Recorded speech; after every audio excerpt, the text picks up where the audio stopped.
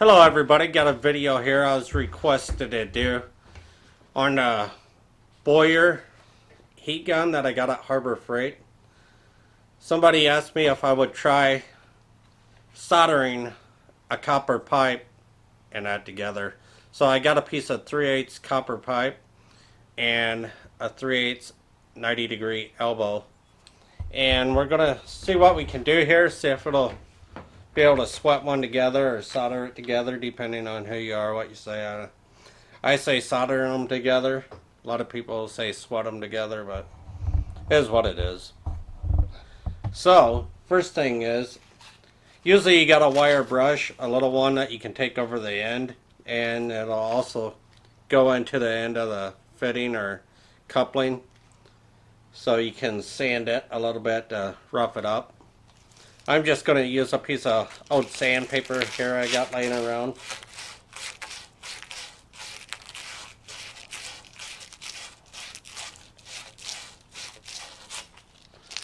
Just go so far back on the pipe, maybe a ½ inch.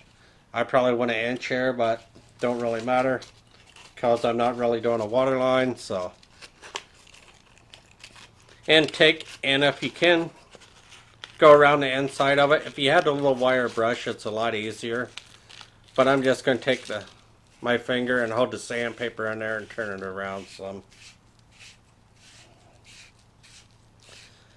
I got a new camera here too, and I got a wireless mic, but the mic just don't seem to work for me. I don't know if it's just a cheap mic or what, but they sent me a second one because the first one didn't work at all. So the second one works, but the sound is really low on it. So I don't know what the issue is with it. And you'll want to also get some soldering paste, or flux, some people call it.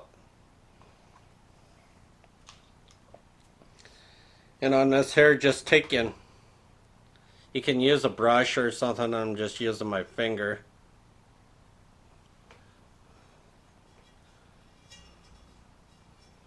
And wipe some around it. And I always take, if I'm doing this on a water line, actually I'll take and put some around the inside of the coupling.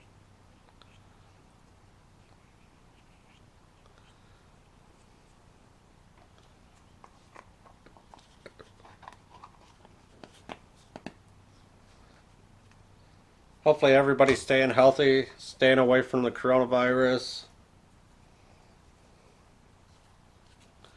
And you'll also want to get you some good solder and make sure it's lead free or whatever if you're doing the water lines with it.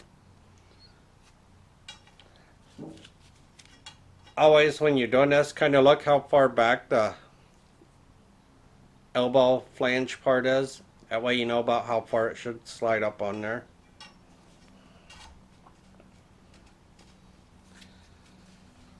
Now I'm going to try this heat gun here. I'll turn it up on high, which is all the way to 7. And we will see what it'll do here. Actually, I'll start on 1.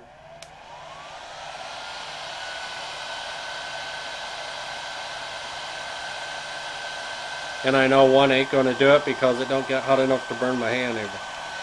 So here we go, it's on 7, as you can see there.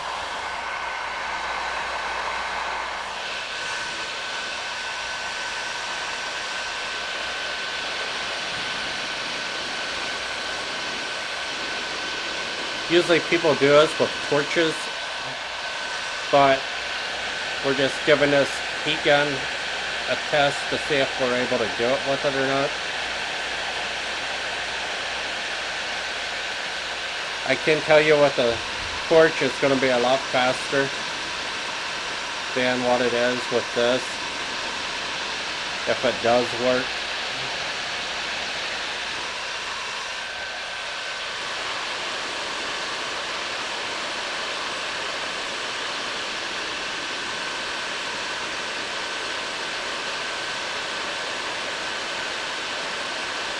kind of skeptical if it will or not, but giving it a try here.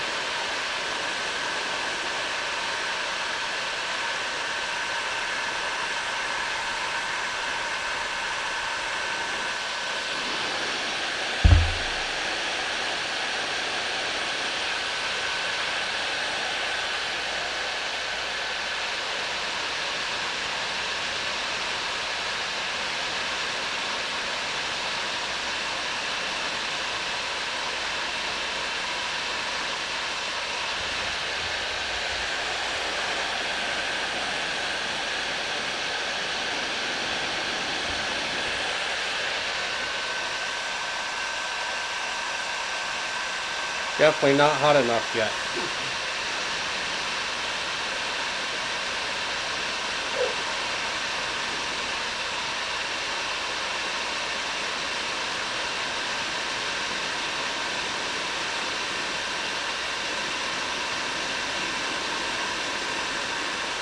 Definitely if you had much to do, you would not want to do it with a heat gun. Not this one anyway. It'd have to be one that gets a lot hotter.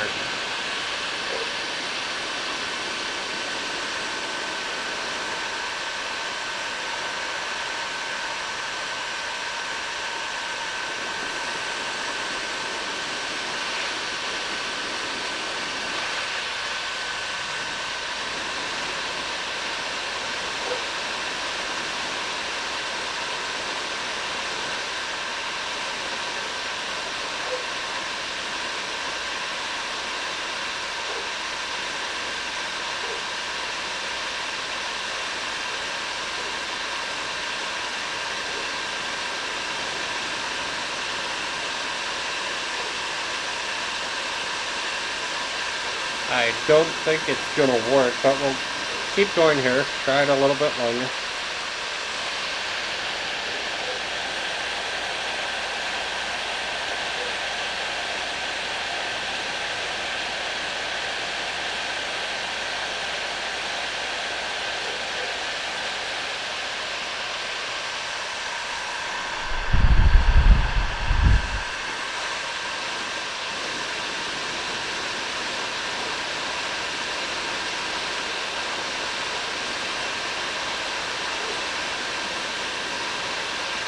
Alright, we'll try it one more time here, but definitely don't think it's going to do it.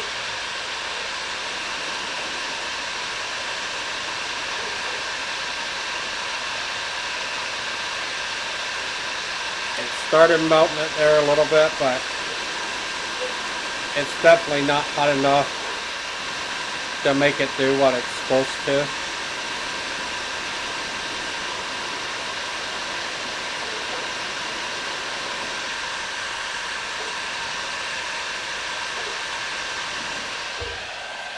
So, this is definitely not going to work for that. But it is a good heat gun. If you need to like heat some plastic up, or like if you're doing body work to try to straighten it back out to get the dents out of the bumpers sometimes and that. Or if you're doing heat shrink tubing, it works really good for that.